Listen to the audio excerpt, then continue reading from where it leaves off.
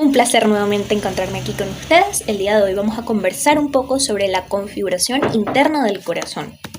Empezamos con el corazón. ¿Qué es el corazón? ¿Qué estructuras hay allí? En primer lugar, el corazón es un órgano muscular de tipo estriado o cardíaco que se encarga de transportar la sangre desoxigenada a los pulmones y esa misma sangre oxigenada nuevamente repartirla a los distintos tejidos del cuerpo. ¿Ok? Van a tener diferentes estructuras que facilitan este transporte, como lo son los ventrículos, las aurículas, tabiques, orificios y las válvulas. ¿Ok? Ahora, ¿qué son los ventrículos? Los ventrículos son unas estructuras que se van a encontrar en la parte inferior del corazón y ellos van a servir para distribuir la sangre, ¿ok? Ellos la van a impulsar y para que pueda llegar a otras estructuras. Se dividen en uno derecho y en uno izquierdo, ¿ok? Sus principales características es que ellos van a bombear sangre fuera del corazón para la circulación sistémica, que es la circulación, digamos, la sangre que va a los demás tejidos, y la circulación pulmonar. En conjunto van a tener una contracción coordinada para facilitar el riego sanguíneo y la circulación. Van a tener también válvulas y un tabique interventricular. Si los ventrículos cumplen una misma función, lo que va a suceder es que como hay uno derecho y uno izquierdo, ambos van a tener características que los van a diferenciar uno del otro. ¿Okay? En primer lugar, vamos a empezar con la estructura. El ventrículo derecho su estructura va a ser de miocardio trabeculado infundíbulo. ¿Qué quiere decir esto? Miocardio primero es el músculo del corazón. Trabeculado se refiere a las trabéculas del corazón, que son unas pequeñas estructuras o hebras que le van a dar soporte al corazón. E infundíbulo es la salida hacia la arteria pulmonar. ¿Okay? También hace referencia como a una zona que es estrecha y luego se va ensanchando. Eso quiere decir infundíbulo. En cambio, el ventrículo izquierdo es todo lo contrario. Ni es trabeculado ni es infundíbulo. ¿Okay? Su silueta es más triangular y crescéntica. ¿Okay? Tiene en la parte, digamos, de la base, es un poco más triangular.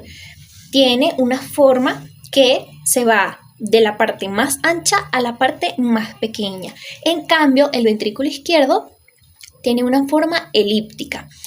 Si bien vemos en la foto anterior, en la diapositiva anterior, hay el ventrículo izquierdo, justamente el derecho viene como les comenté, de lo más ancho a lo más pequeño. En cambio, el otro tiene como una curva en el medio y luego sigue hacia abajo. Con eso quiere decir elíptico. ¿Okay? En cuanto a las paredes, el ventrículo derecho es más delgado y es más grueso. El ventrículo izquierdo. ¿Qué sucede? Se dice que el ventrículo izquierdo es el que más trabajo tiene. ¿Okay? Sus paredes son más gruesas, su velocidad es más alta, recibe sangre con más oxígeno. ¿Okay?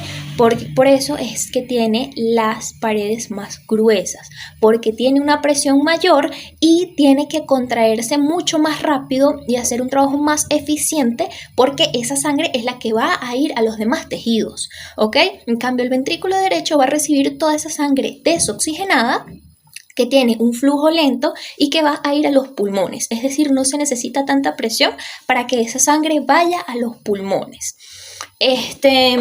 Como les comenté anteriormente, tiene una mayor presión porque son los vasos sanguíneos más largos y estrechos. Entonces, si lleva una mayor presión, entonces cuando pase por esos canales, la sangre va a salir disparada y va a tener como una mayor distancia.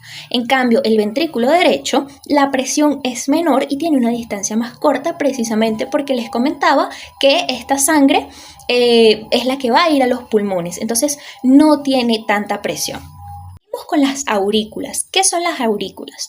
Las aurículas son la sección o la cavidad, que en este caso hay dos, que está superior al ventrículo, ¿ok? Hay una aurícula derecha y una aurícula izquierda. Ellas se van a encargar de la recepción de sangre, la contracción simultánea y al igual que los ventrículos van a tener un tabique. Sin embargo, este va a ser el tabique interauricular y también van a tener ciertas válvulas. Como en el caso anterior, también se diferencian de la derecha y la izquierda. En el caso de la derecha, la aurícula es la que se encarga de recibir la sangre de la vena cava inferior, la vena cava superior y el seno coronario, como lo podemos observar en la foto que encontramos en pantalla. Okay, sus paredes van a ser un poco más delgadas. Recordemos que el lado derecho del corazón es el que recibe la sangre desoxigenada. Okay, recordemos lo anterior, que no lleva tanta presión. Va a tener una característica, okay, que es el nodo sinoauricular. ¿Qué sucede allí? ¿Qué es esto? Esto es simplemente lo que se conoce como el marcapasos natural del corazón. Ahí es donde se van a producir los impulsos eléctricos y se va a través de esto regular el ritmo cardíaco. Y a su vez va a tener una orejuela derecha. ¿Qué es esto? Es simplemente una parte que se va a ensanchar para almacenar más sangre de lo normal. En cambio, la aurícula izquierda va a recibir sangre oxigenada a través de los pulmones por medio de las venas pulmonares. Y las paredes van a ser un poco más gruesas precisamente porque esta sangre es la oxigenada, es la que se va a distribuir a todos los tejidos del cuerpo y también va a tener una orejuela, pero en este caso va a ser izquierda. Hablemos ahora de los tabiques, que son estructuras que van a separar las cámaras cardíacas, tanto las aurículas, derecha como izquierda, y los ventrículos, tanto derechos como izquierdos. ¿Ok? Van a separar, o sea, su función es separar la sangre oxigenada de la desoxigenada y asimismo permitir un flujo sanguíneo unidireccional para poder mejorar la circulación sanguínea. Se dividen en interauricular y la interventricular, como les comenté. Separan los dos ventrículos y la interauricular es la que separa los dos aurículas. ¿Ok? Empecemos con esta. Va a separar las dos aurículas, tanto derecha como izquierda. Es una pared delgada de tejido muscular cardíaco y hay una cierta particularidad de la interauricular, que es que se produce en el desarrollo fetal lo que se llama un foramen oval persistente.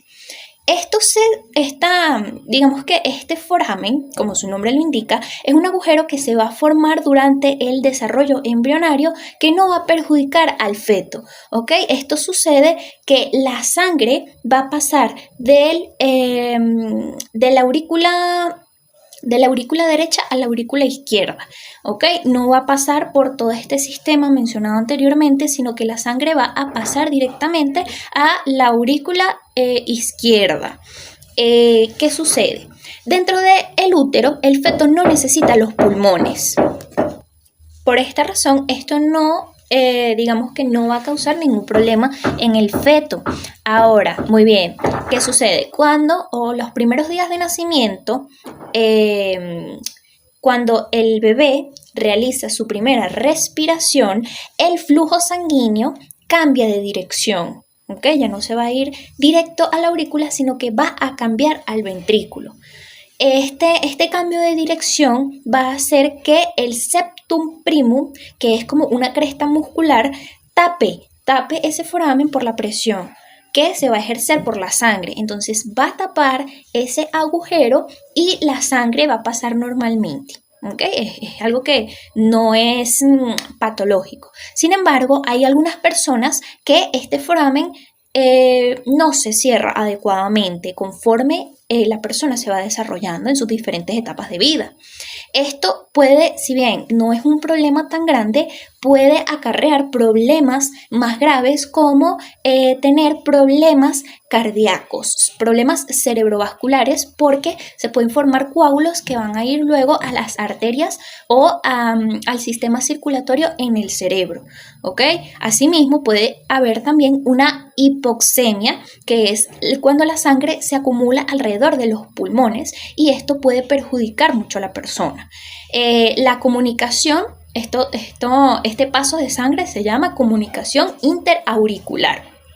Ahora bien, con el tabique interventricular pasa algo similar, ¿ok? Pero es, digamos, por una malformación en el desarrollo embrionario, ¿ok? También se puede ver una conexión interventricular.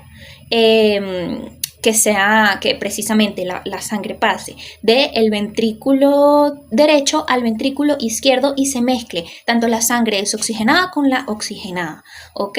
En cambio, en cuanto a la estructura, pues esta pared muscular va a ser un poco más gruesa y resistente debido al aumento de presión. Vamos con las válvulas y los orificios.